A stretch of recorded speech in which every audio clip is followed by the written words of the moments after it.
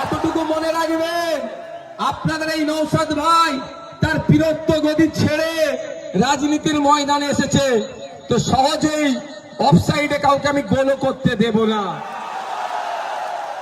আজকে আমার 8টা প্রোগ্রাম আছে, এটা মানে 4 নম্বর চলছে, 5 নম্বর।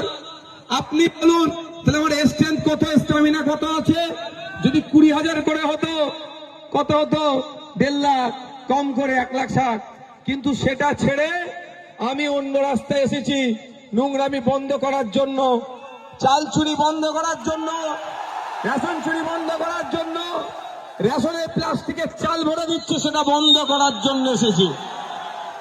বাচ্চাদের মিড ডে মিল চুরি হয়ে যাচ্ছে, 84 স্কুলের স্কুল ড্রেস চুরি হয়ে যাচ্ছে, খাতা চুরি হয়ে যাচ্ছে, বই চুরি হয়ে যাচ্ছে, সব চুরি এরা করে দিচ্ছে চুরিকে বন্ধ করার জন্য।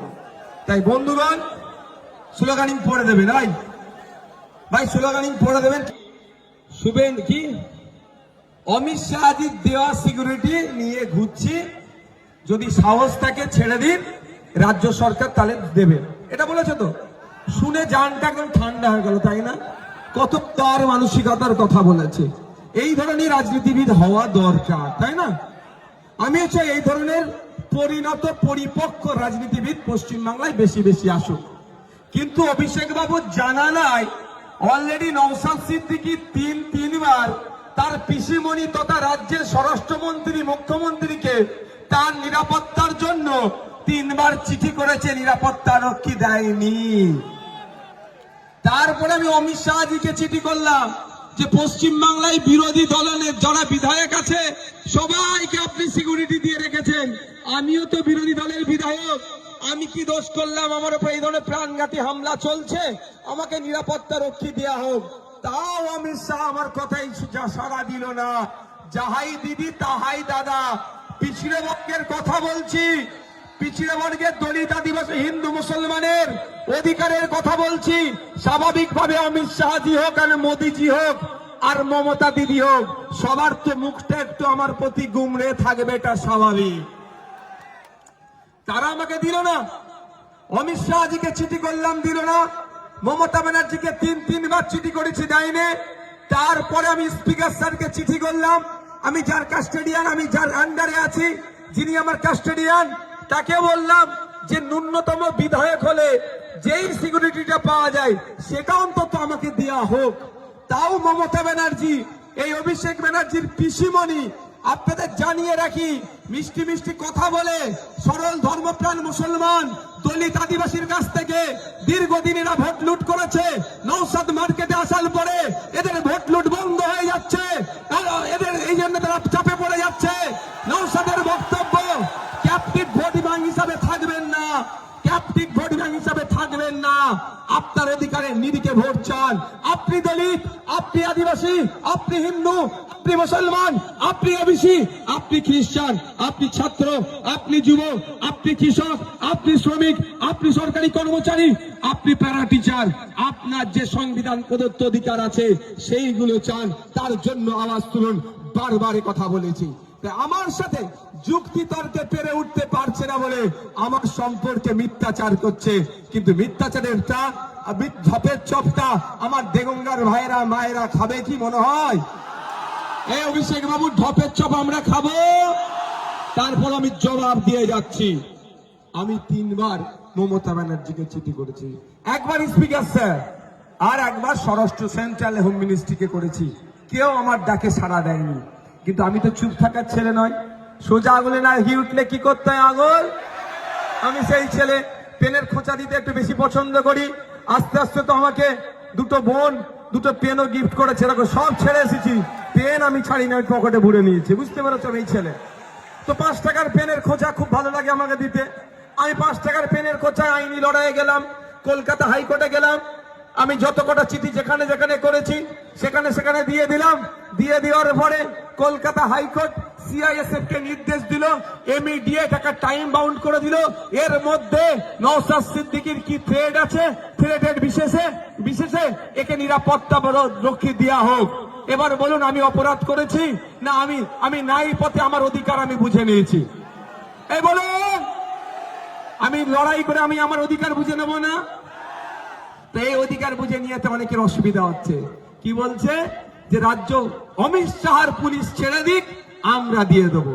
আমি তাহলে একটু জানতে চাই অভিষেক বাবুকে, যে অভিষেক বাবু আপনি যখন দিল্লি এয়ারপোর্টে নামেন, সিআইএসএফ আপনাকে স্কট করে মেন দরজা অব্দি ছেড়ে দেয়, এটাও সেটাও সিআইএসএফ, এরাও সিআইএসএফ।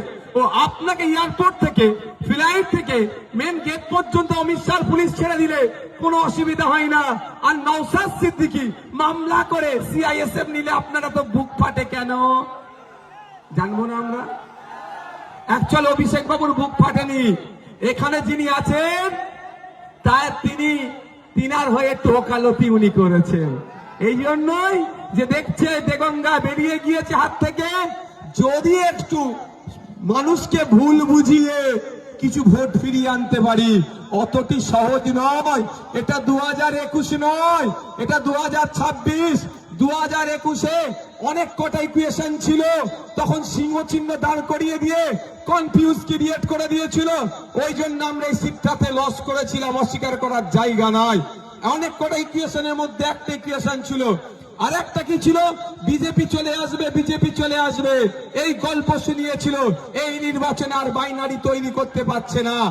আর এইবারে একটা বড় বৈশিষ্ট্য আছে, একজন বর্ষিয়ান নেতাকে আমরা প্রার্থী করেছি। গত বছরটাও ভালো ছিল, কিন্তু এটা বর্ষিয়ান একজন পরিপক্ক রাজনীতিবিদ। কোথায় কোথায় কোন সুইচে কি কাজ করতে হবে, কোন কাঁটা কিভাবে তুলতে হবে, কোন নেট কোন কাছিতে কাটতে হবে, কোন জায়গায় লিকোপ্লাস দিতে হবে, সব ভালো করে জেনে বসে আছে। সুতরাং আর রোগ নাই। সেই জন্য আপনাদের একটু ভুল বুঝাতে চাইছে। আমি আপনাদের বলি, আপনাদের জেনে রাখা দরকার।